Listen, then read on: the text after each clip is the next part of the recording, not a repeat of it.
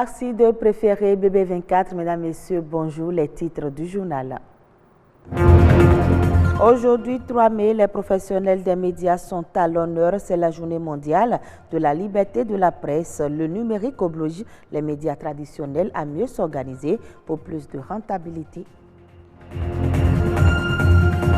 C'est un trouble de l'énergie provoqué par la surcharge prolongée liée au travail, le burn-out ou l'épuisement professionnel se manifeste de plusieurs manières.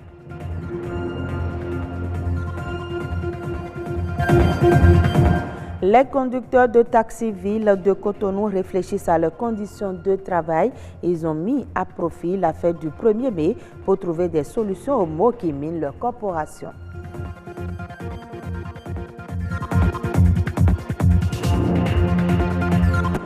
Aujourd'hui, 3 mai, c'est la journée internationale de la liberté de la presse, une occasion pour réfléchir sur l'avenir des entreprises de presse et le métier de journaliste. À l'aide du numérique, les médias font face à de nombreux défis comme l'autonomie financière.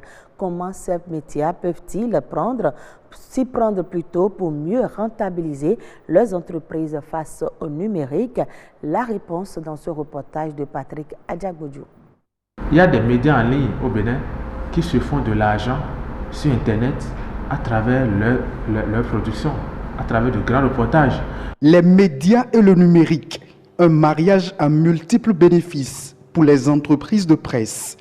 Avec le digital, les radios, les chaînes de télévision et la presse écrite se doivent de devenir des groupes multimédia. Avec le numérique, nous, médias traditionnels, pour ce qui est de la radio, nous avons perdu une frange de nos auditeurs.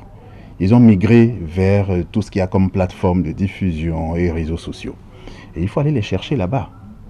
D'où la nécessité de produire un contenu qui est adapté à cela. Produire des contenus innovants qui donnent priorité à l'information de proximité et crédible sur la toile. Un challenge qui s'impose aux médias afin de mieux rentabiliser leur production. Ceci n'est possible à l'aide du numérique que grâce à la présence de ces médias sur les plateformes digitales.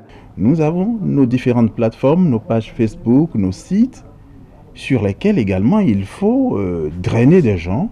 Et d'abord, il y a déjà des gens, mais il faut monétiser tout ce qui est sur ces plateformes-là en faisant une offre à nos clients. On est dans un environnement où le numérique aujourd'hui a pris le pas sur le dur, c'est-à-dire que le papier.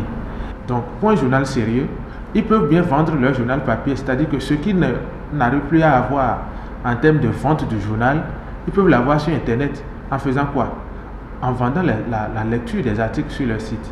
Tirer des ressources financières à travers l'information digitale, c'est possible dans les médias. Nous sommes dans un secteur où ça bouge tellement très vite que il faut pouvoir suivre le mouvement en renouvelant les équipements, en donnant le confort d'écoute pour ce qui est de la radio.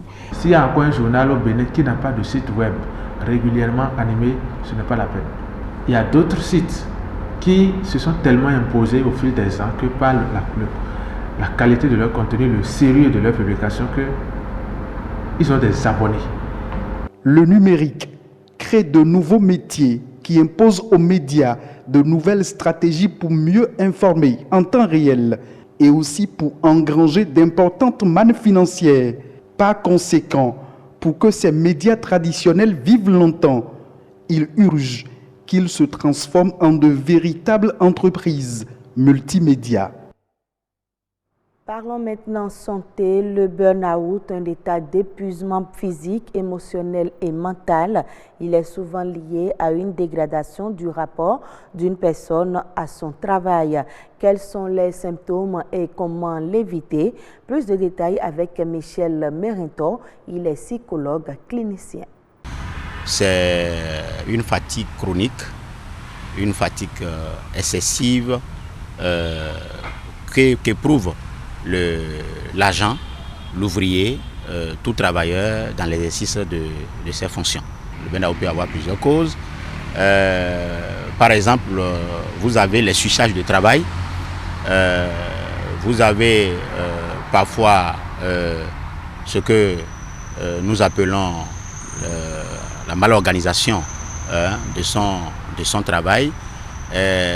Au-delà, nous pouvons aussi parler des frustrations éprouvées dans le travail. Nous pouvons également parler des conditions de travail qui ne sont pas des conditions reluisantes. Parfois, les conflits au travail peuvent aussi amener vers le burn-out. Les problèmes vécus de la maison peuvent également amener tout travailleur au service à avoir le burn-out. Lorsque vous constatez que automatiquement que le travailleur, celui qui était très impliqué dans son travail, lorsqu'il y a baisse de performance, lorsqu'il y a baisse de rendement à son niveau, et lorsque vous constatez qu'il y a un repli social vis-à-vis de ce qui se fait dans son environnement de travail, lorsque vous constatez que il n'a plus l'ambiance qu'il avait au départ dans son travail, vous devez commencer par soupçonner que ça ne va pas. On peut l'éviter de plusieurs manières. La première des choses, c'est qu'il faut d'abord savoir organiser son travail. Il ne faut pas donner l'impression que l'on maîtrise tout et que l'on contrôle tout. Il y a toujours des choses qui nous échappent. Lorsque vous travaillez sous pression, il faut véritablement développer le sport. Les agents, pendant les moments de pause où ils n'arrivent pas à trouver le sommeil, qu'ils écoutent de la bonne musique, de la musique parlante, de la musique où l'on peut, au bout du rouleau, tirer une leçon. Et je les plonge, n'est-ce pas, comme ça, dans la musicothérapie que l'association béninoise des cyclocliniciens est en train de développer peu à peu. Intéressons-nous maintenant aux conducteurs de taxi-ville de Cotonou. Ils sont soucieux de leurs conditions de travail depuis l'avènement des minibus et le nombre de taxis-motos sans cesse croissant. Ils ont du mal à vivre de leur métier. Ils se sont retrouvés à l'occasion de la fête du travail pour réfléchir à des pistes de solutions. Ils ont lancé un appel au gouvernement. Ramatou Lawani, Estelle Pazou. Facilitateur de course ou conducteur de taxi-ville, si le nom peut changer, le métier reste le même. Pour ce qui est du travail quotidien, chaque conducteur s'organise selon qu'il lui convient. Je quitte la maison à 6 h pour rentrer à 21 h, 22 h. Moi, par exemple, je me lève à 8 h, 9 h parfois et je rentre déjà à 19 h, 20 h. Vous voyez. Donc, chacun est organisé selon sa manière dans le travail. Certains se lèvent tôt et rentrent tôt, d'autres se lèvent tard et rentrent tard. Ils arpentent les rues et sillonnent les quartiers à la recherche des clients qui se font de plus en plus rares. Mais il y a une vingtaine d'années, c'était tout le contraire. Moi, j'ai commencé le taxi-ville en 98 et dans le temps, le taxi était bon. Tu peux venir au travail et rentrer, mis à part l'argent du propriétaire, et avoir au moins 10 000, 15 000 en poche, toi-même qui es conducteur. Avant, dans les années 96 à 18, comme ça, on rentrait même avec du 8 000, 20 000, des fois 22 000. Actuellement, pour trouver 6 000 maintenant, c'est difficile. Les conducteurs de taxi-moto, les transports en commun communément appelés minibus, expliqueraient selon eux la baisse de forme de leur corporation. Réunis au sein de l'organisation des conducteurs de taxi-ville des communes du Bénin Octavique, ils entendent œuvrer pour l'amélioration de leurs conditions de travail. Et voici un début de solution. C'est une voiture de marque Bajaj. Consommation 3 litres au 100 km. Objectif, réduire la consommation d'essence et le prix du transport. Mais encore, ils ont une doléance à l'endroit du gouvernement. Notre cher président, avec son gouvernement, dans les années à venir, n'a qu'à penser à nous dans ce projet de Bénin Taxi. Que le gouvernement nous reconnaisse, ils connaissent notre existence, qu'ils nous mettent, qu'ils nous appellent et qu'ils nous associent pour qu'on puisse aider, participer aux réformes du transport urbain dans le Bénin. Et pour des conducteurs de taxi-ville aguerris, l'Octavique organise périodiquement des formations de renforcement sur le code de la route. Hors du Bénin, en Côte d'Ivoire, les entreprises transnationales ont repris les contrats d'exportation de cacao à risque en 2018 et 2019. Cette option a été choisie afin de prévenir durant cette campagne la survenue des défauts de paiement des exportateurs locaux telle qu'enregistrée au cours des années cacaoyères précédentes. Si la stratégie adoptée est salutaire pour le secteur, il faut souligner qu'elle a renforcé la position de ces 5 sociétés transnationales sur le segment de l'exportation. Ces entreprises qui disposent des facilités d'accès au financement contrôlent désormais 80% des contrats d'exportation contre moins de 60% 2 ans plus tôt. Pour rappel, la campagne intermédiaire du cacao 2018-2019 a été lancée au début du mois d'avril sur la base d'un prix au kilogramme de 750 francs CFA. 20 millions d'emplois en Afrique subsaharienne pour les 5 prochaines années, des perspectives dégagées dans le nouveau rapport du Fonds monétaire international. Le document mentionne aussi que le Sénégal fait partie des pays qui ont une croissance acceptable. Abibou Mbaye. Pour la première sortie du ministre des Finances et du Budget Abdoulaye Daouda Diallo, le rapport du FMI sur les perspectives économiques régionales lui est soumis. Enseignement. Beaucoup d'enseignements peuvent être tirés de ce rapport sur les grandes tendances de croissance à court, moyen et long terme, ainsi que sur les risques pouvant compromettre les performances économiques de l'Afrique subsaharienne. Le rapport du FMI met en lumière des perspectives de création d'emplois qui visent un objectif de 20 millions pour les 5 prochaines années en Afrique subsaharienne.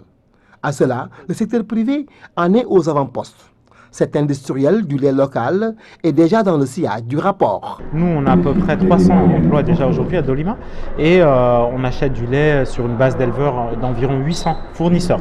Vous voyez, ça fait plus d'1 millier d'emplois. Ces 800 emplois là, c'est 75% de l'impact qu'elle peut avoir qu'elle n'aurait pas. Donc ça nous concerne. Notre modèle même est conçu pour maximiser la valorisation du travail sur notre territoire.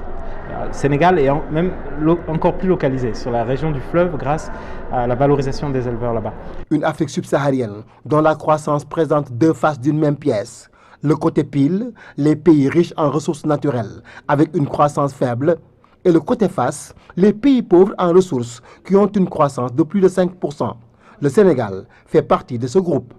Les raisons? Grâce aux résultats probants obtenus dans notre pays, dans la mise en œuvre de notre politique économique et sociale déclinée dans le PSE, le Sénégal figure dans le peloton de tête en Afrique en termes de taux de croissance et de performance économique. En outre, le rapport attire l'attention sur les éléments de risque intérieur et d'extérieur susceptibles d'entraver l'activité économique de la région. Le rapport sur les perspectives économiques en Afrique subsaharienne a peint un sombre tableau des zones de conflit avec les conséquences sur l'économie. Mais l'espoir semble renaître avec la zone de libre-échange continentale. 1,2 milliard de consommateurs, 2500 milliards de PIB cumulés, c'est très important. C'est un marché énorme. Il y a le potentiel qui est là. L'idéal, c'est de renforcer la compétitivité, la productivité des entreprises. Je pense que ça, c'est une recommandation qui a été faite par le FMI pour que véritablement saisir ce potentiel de marché qui est là. Tel un bréviaire, ce rapport va servir de ligne directrice pour booster les économies africaines. Ainsi se referme ce journal. Rendez-vous à 19h45 pour l'édition du soir. Merci à vous de nous avoir suivis.